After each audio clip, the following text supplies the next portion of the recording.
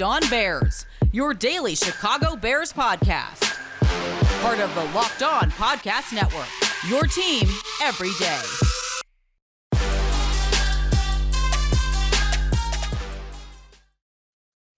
We saw glimpses of hope of the future with Justin Fields in the Bears-Packers matchup early on and a little bit toward the end, but still at this stage, the rookie quarterback not quite ready yet to outduel Aaron Rodgers.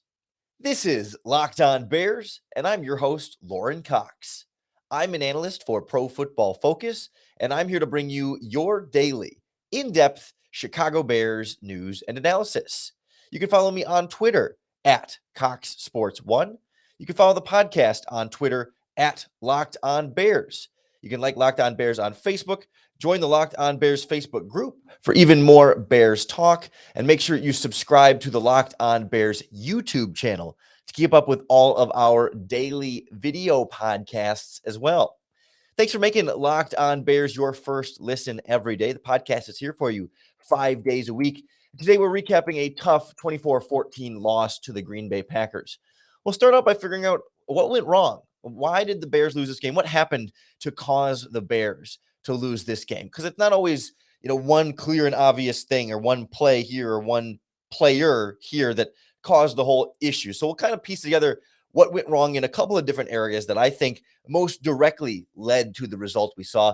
Then we'll turn our attention more specifically to Justin Fields' performance and this Bears offense as a whole that ran the ball well, but just couldn't put more than 14 points on the board. We wrap up with the defense that got after Aaron Rodgers a little bit, had some struggles here and there, and ultimately didn't do enough on their end of the bargain either.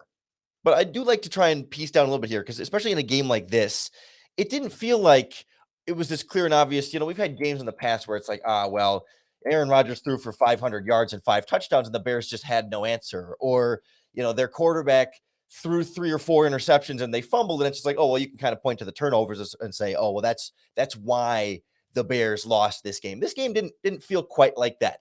There was some back and forth. There was a good competitive push for a lot of this game, and ultimately Chicago ends up losing by 10. And you're kind of left scratching your head a little bit, like, well, wait a minute, what exactly went wrong? And I think the number one thing I'm able to point to, and I do think this is a game that was not on any one thing, right? The defense needed to be better. The offense needed to be better. Justin Fields needed to be better. The offensive line needed to be, a lot of different places could have and should have been better. It definitely feels like a more collective team loss in some regards. But what I keep coming back to for myself in this game as where the Bears really fell short was finishing drives. And it sounds like coach speak, and it is kind of a coach speak thing that Matt Nagy will say, well, we got to finish better or whatever. And that can be a kind of a nonsensical or just like a throwaway kind of line. But when I go back through these drives that the Bears made in this game, it felt like they were moving the ball a decent amount. They just, they only found the end zone twice and never even got a field goal attempt off. They couldn't finish those drives with actual points. And I think there are a few things that ended up happening to prevent them from finishing. And that's where I'd like to go one level deeper, right? The coach speak and say, we just couldn't finish. Well, what does that mean? And how did that actually manifest itself in this game? But if you go back through each drive of this Bears game, first drive, 80 yards, touchdown. Beautiful. That's what that's what we thought this team should look like. That's what the future is supposed to look like with Justin Fields. It was like, this is what it's like to be able to fire back against Aaron Rodgers. Excellent. Second drive ends when the defense jumps off sides. Justin Fields thinks it's a free play, floats it up to the end zone, not on the same page with Allen Robinson, intercepted, looked around for the flag as to when the players jumped off sides that would have given him the free play and just a free 5 yards. No flags, turnover. It's an arm punt, so the Packers get a touchback and start with the 20. It wasn't like didn't give the Packers great field position, but it did kill a Bears drive. I'm not going to blame Justin Fields on that one. I'm not going to blame anybody but the referee. I mean, I don't like to blame the referees. I do not play the Bears got screwed by the referees game because good teams can overcome the referees. On that individual play and a couple other plays in this game, I'm willing to blame the referees for why that drive ended. So touchdown, referees interception. Then you get the Bears had 1 3 and out in the entire game. Was their third drive of the game, was the only 3 and out. So they were picking up first downs. They picked up a first down on every single drive, except for that one drive in the second quarter, I believe, was the only 3 and out of the game. It was the immediate drive after the interception. As I'm pulling it up here, I believe it's it's the first drive of the second quarter. They go 3 and out. Fields misses the first pass.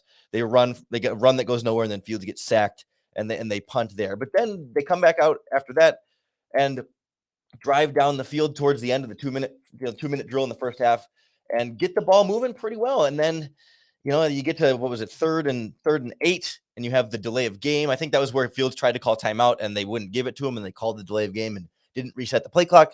And then then the 3rd and 13, Field gets sacked. So they went from having the ball on the 33-yard line in field goal range to a penalty and then a sack, and they had to punt instead of getting potentially at least 3 points out of that drive. So there's one, you start to maybe put some of that on the referees, but more so I think it's really hard for your rookie quarterback to take a sack in that play. So touchdown, interception, 3 and out, sacked out of field goal range. They come out in the third quarter, they go 4 and out. They have a nice first down run and then 3 plays and a punt. Okay. Next drive, driving downfield again. You're getting down towards, in Green Bay territory, past midfield, incomplete pass here, some pressure on Fields, has to get rid of it on third down, and the Bears punt from the Packers 40, just outside of field goal range. And not that a couple of more field goals would have necessarily won the Bears this game, but you take a 10-point game and you make it a 7-point game and you make it a 4-point game with 2 field goals, right?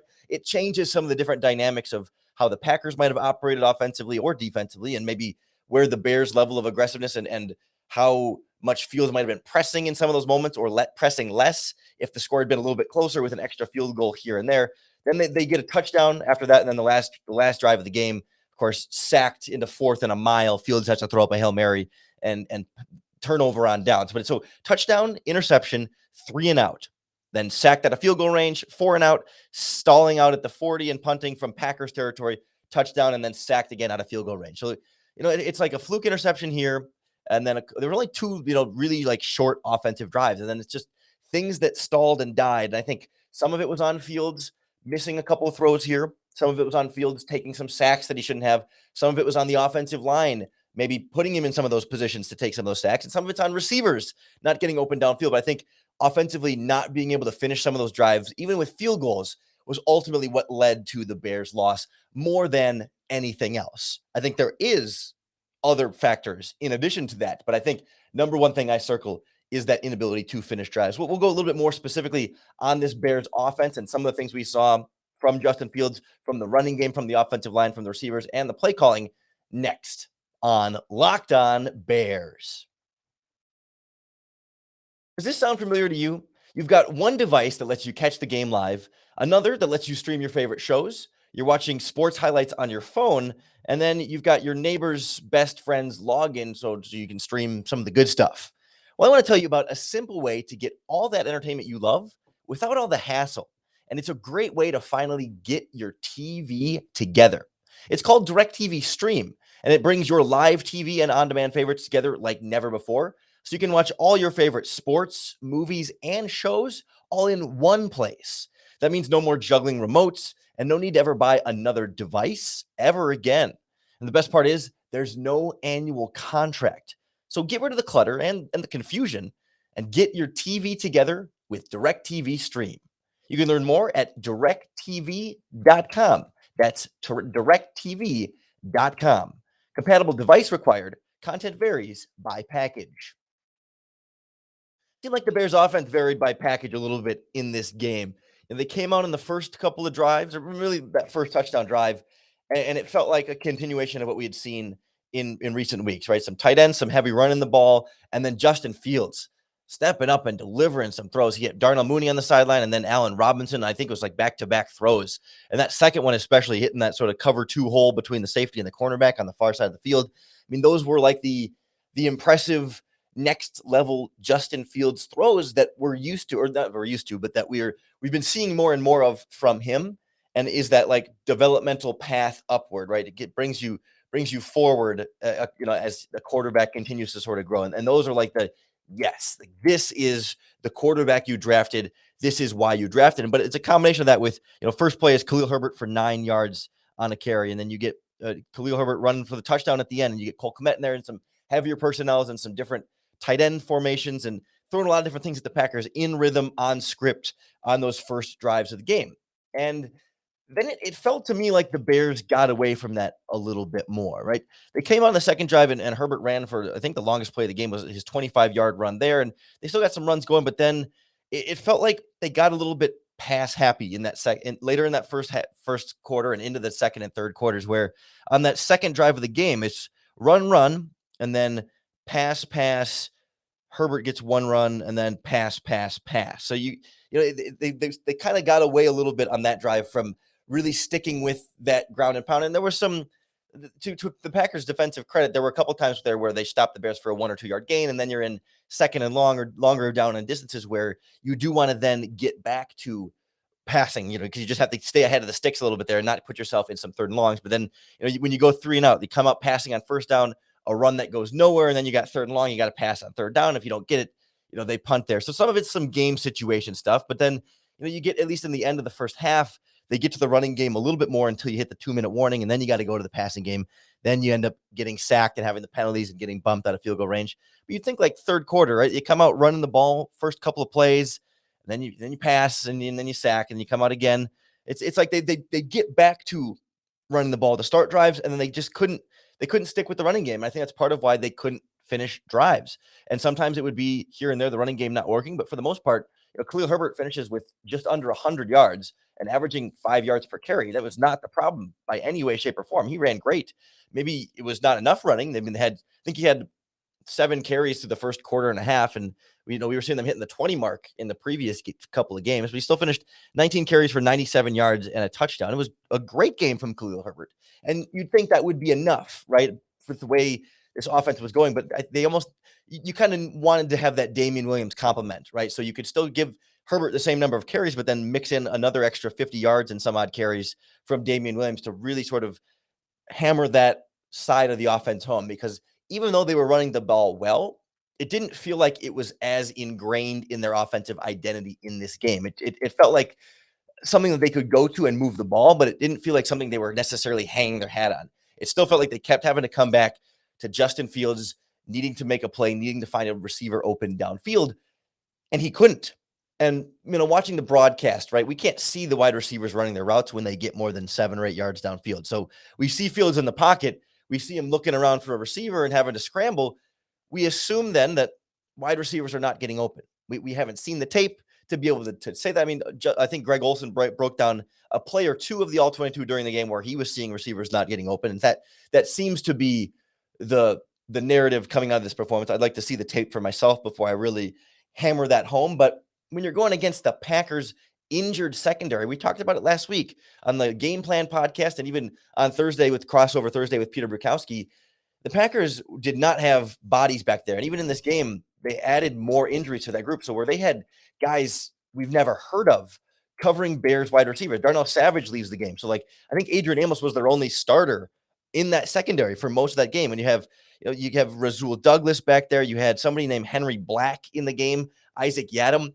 These are one-on-one matchups that Allen Robinson and Darnell Mooney, at the very least, should be convincingly winning more often than not. I'm not going to pretend like Marquise Goodwin is going to be this elite receiver that's going to smoke everybody up and down the field. Same thing with Damiere Byrd. I don't know why he keeps getting playing time. He's not playing well at all from what I can see. But clearly, Bears wide receivers not getting open in a matchup that they should win. This is not a great secondary shutting down the Bears receivers and Fields having nowhere to go with it. So part of me wonders, is it a timing thing where maybe they were open in windows, but Fields didn't see them in those windows? Fields, his as a rookie, he's still a little bit slow sometimes to see it and get the ball off to it if it's not his first read. And we see it even on some of the run pass option plays where he waits that extra half second before he throws it and he got flagged for an eligible receiver downfield, right? Some of those are just rookie quarterback things, but I'm willing to put a little bit more of the blame on the wide receivers for now before we get a chance to really go see the all-22 film of how this game played down. I'm also willing to put blame on Justin Fields for missing some throws. I mean, there were some passes that he actually threw downfield where, he just sailed it a little bit over Mooney's head or under a little low to Allen Robinson, just sort of little rookie mistake things. A lot of that has come down to his footwork in recent games where sometimes he just, for whatever reason, it's not smooth and crisp and he'll shift his weight weird or do a little extra hop before he steps in and throws the ball. And it's just, little mechanical things that you'd like to see a quarterback clean up over time as he develops a little bit more over throughout his career. And some of it may be just mental. You're pressing a little bit. It's the third quarter. The offense just keeps stalling out and you need to make a play. And so he sees something, he just gets excited and wants to fire it in there or whatever, and then puts too much on it just because that moment in the game and the feeling, it can just be a mental thing like that. I think both of those possibilities fall under the category of rookie mistakes and not like some fatal flaw that he's never going to be able to fix or will never get better because it's just ingrained in who he is as a quarterback. Definitely not any sort of long-term concerns there with Justin Fields. The bigger thing was just taking sacks when he shouldn't. And it wasn't like the Browns game where it was, 9 sacks or anything where he's just completely sort of rattled. I think they got 4 sacks is what they were credited for, but they came at bad times. And some of the blame goes on the offensive line, but I blame the offensive line for the pressure. That's right. So from the time he snaps the ball to the time he's moved off his spot, that's the offensive line's fault. If that's happening quickly, that's on the blockers. But what's Fields' fault is actually being taken to the ground and not throwing the ball away or finding your hot receiver out of the backfield or a check down receiver. And on some of those plays, he doesn't have a hot receiver or a check down receiver. So just throw the ball to the sideline, throw it out of bounds, and don't lose yards. I realize he wants to make a play. He knows he can make plays with his legs. He knows he has a great arm. And he knows, especially in college, sometimes he could do those plays and extend a play and look downfield and fire something deep and open. We've seen him do it a couple of times as a Bears quarterback. But this early in his career with receivers he's not 100% on the same page with an offensive line that's struggling, throw it away, take the incomplete pass, and most importantly, in some of these game situations, know where you are on the field. If you don't take the sack, you're still in field goal range, or it's fourth and more manageable, you could potentially go for it. Or sometimes it's third down, and you could potentially go for it, or whatever the situation might be. And for whatever reason, he wants to be the hero. He wants to lead his team. It's a competitiveness, it's a leadership thing, and I totally understand that. But as a rookie, you're supposed to learn that over time. And again, not a fatal flaw type thing, but I think something that's very, very correctable for him moving forward throughout his career. So I do find myself putting a lot more of the blame on the offense, and some on Fields, some on the wide receivers, some on the offensive line. Pretty much the only person I don't give any blame to is Khalil Herbert. I thought he ran really, really well, and it was really impressive for a 6th-round rookie in his first career start. Some great explosiveness, decisiveness, runs hard, has some juice, and made a lot of guys miss. I mean, Khalil Herbert was the absolute bright spot for me in this game. But I don't want to absolve the defense of any blame either. They didn't have a terrible game, but wasn't necessarily their strongest performance. We'll look at what went wrong there in a few particular spots more than others next on Locked On Bears.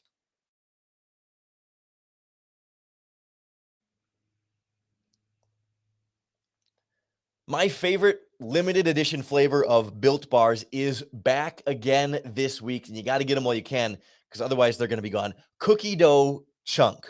I have a box of cookie dough chunk Built Bars in my pantry right now. I eat one every single day because they taste so delicious. A Built Bar is a protein bar, but it's the world's best tasting protein bar because it tastes like a candy bar. It's soft, easy to chew, covered in 100% real chocolate. But the cookie dough chunk flavor has actual little balls of cookie dough in the Built Bar, actual cookie dough. It tastes so good, but it's low sugar, low calories, high fiber, and high protein. There's not another protein bar product on the market that tastes this good with those types of nutrient benchmarks of still being that good for you. You got to try it for yourself. Head on over to builtbar.com and enter our promo code LOCKED15 and you'll get 15% off your next order. That's promo code LOCKED15 for 15% off at builtbar.com. The Bears were unable to cover a 4-point spread in this game at BetOnline AG, the number one sports book we trust and the number one place we recommend. I believe the under hit with a 24-14 finish. That tells me it's a 38-point total. I think 44 was where the over-under was set in this game. A little bit more low scoring for both teams maybe than what Las Vegas was, or what all the odds makers were predicting for this one. But if you want to get on some action for next week's game, betonline.ag is the place to do it. If you know how these games are going to go, you can win big and you can get even more money to play with. If you sign up for a free account, enter our promo code locked on, and betonline.ag is going to give you a free welcome bonus to give you free money to bet with. at BetOnline, where the game starts. When I look, if you just glance at the box score for this Packers game, I think immediately you look at the running game for Green Bay and you see what I think Aaron Jones had 76 yards, AJ Dillon had 59, and they both averaged over 5 yards a carry. And you're like, well, this Bears run defense must have been the big problem. And yes, but I think it's more nuanced than that, because we talked about this on the game plan show last week. I wanted the Packers to run the ball, and I still think that was the right idea. The problem is Aaron Jones had a run for 28 yards, and AJ Dillon had a run of 36. It's those big explosive plays that the Bears defense gave up that was really the problem. And I don't see that really as a consequence of the rest of the Packers running game, because you take away that 36-yard run from AJ Dillon, he's averaging 2 yards a carry in this game. They'd otherwise shut him down, but he just ran hard and break 3 for 1, because the big issue here, and this is what I come back to for this defense more than anything else in this game, tackling. How many missed tackles did we see in this game? I didn't feel like the Packers were winning the line of scrimmage with their running game, right? The Bears front seven was playing it hard, but they just couldn't wrap up. They couldn't tackle these running backs, and they broke away for 2 big plays. Devontae Adams had big plays after the catch, and it was those explosive plays for the Packers offense that I think really put them over the top, because you held Aaron Rodgers to 195 passing yards. Pretty darn good day at the office. And if you corral those 2 explosive running plays, they're not running it down your throat throughout the game. I think Jones would have been at 4 yards a carry, Dillon would have been at 2, minus those 2 explosive running plays. So really, like, it's a handful of plays here and there that opened everything up, and it's so much of it comes down to tackling for this team. And good Lord, Eddie Jackson on that Devontae Adams sideline, where he just, he lowers the shoulder to try and hit him out of bounds, but you can't just hit the guy when you're the last deep safety on the field. I don't like the lower the shoulder hit stick hitting a guy pretty much anywhere on the field, but I can understand it more if there's 2 linebackers converging on a running back, and that I've got another tackler here and another tackler here and another tackler behind me and a defensive lineman there, that if I just want to go for the hit and try and knock the ball out or whatever, in that situation, sure, it works. Still, I would prefer wrap him up. But where you can't just deliver the hit and not wrap him up is when you are the single deep safety on that side of the field, literally the last line of defense. You are called the safety for a reason, because it's the safety valve. It's the thing to keep your defense safe from the touchdown. And so when your slot cornerback, in that case Jalen Johnson, gets smoked by Devontae Adams, Eddie Jackson has to know, all right, I'm the last line of defense. I just have to get this guy to the ground and make sure he doesn't score a touchdown. And as it turned out, the hit was enough to make him step a millimeter out of bounds to be down at the 20 for a 30-yard gain instead of a 50-yard touchdown. But good Lord, man, just wrap up and tackle the guy. I mean, it's ridiculous how Eddie Jackson does not give the proper effort and credence to tackling. I also didn't like how Jalen Johnson started jogging. He got smoked by Devontae Adams and stopped sprinting. Go after it. Finish the play. It looked like he was assuming Eddie Jackson was going to make that tackle, and you can't assume Eddie Jackson is going to make any tackle at this point. You run, you sprint, you run as hard as you can until you hear that whistle, and that's for all 11 guys on either side of the ball. It's high school football. It's freshman high school football. It's middle school peewee football. I mean, elementary school kids. You run as hard as you can until you hear the whistle. And these guys in the NFL in this secondary, I just feel like when you see Eddie Jackson and Tashawn Gibson, your experienced leaders on the back end, when they set that example of poor tackling and poor effort, I think your younger cornerbacks see that. Kindle Vildor sees it. Jalen Johnson sees it. Duke Shelley sees it. Xavier Crawford, who took over for Duke Shelley in this game, they all see that. And even if they know in their head what they're supposed to do, it's like, it's kind of becomes that like mentality and that just that level of effort that the kind of permeates through them when it becomes like, well, the leadership guys are doing it this way. So not that you're intentionally trying to be lazy, but it's just you emulate what you see from the guys that are supposed to be the leaders on your defense, and you just don't see it from Eddie Jackson. And I know Jackson is still strong from a coverage standpoint. He's really smart in understanding this defense, and I know he allows them to do a lot of things they want to do schematically, specifically in pass coverage, but he's such a liability tackling. And it's only a problem. It's only a huge problem when you're literally the back guy on the end of the defense. A cornerback that can't tackle, at least you have safeties and linebackers to kind of come over and help there. And even linebackers, you're supposed to have safeties that can tackle behind them. But it's a problem with Eddie Jackson. There was a problem in this game. Almost gave up a way, way, way too easy touchdown for this defense. And so that's what I come back to. It's like those explosive plays were way too much, and too much of that came down to tackling. And I think the pass rush did a good job of making Aaron Rodgers uncomfortable. They sacked him 3 or 4 times and got some pressure on him up the middle, and the Packers offensive line struggled with that, and that's great. There's always going to be some throws from Rodgers that are just wow throws. I mean, Hall of Fame player is going to make some Hall of Fame plays. And sometimes there are always going to be some Rodgers plays that you just can't do anything about. It's a perfect throw. Even if it's great defense, a perfect throw can beat great defense sometimes. The Bears can live with those in a game like this. You held Rodgers to 195 yards. He did not kill the Bears defense in this game the way he has in so many other of these Packers games. But, 2 25-plus yard runs killed you, and 2 25-yard-plus receptions from Devontae Adams that both had missed tackles on them killed you. All 4 of the Packers' biggest plays were permeated by missed tackles.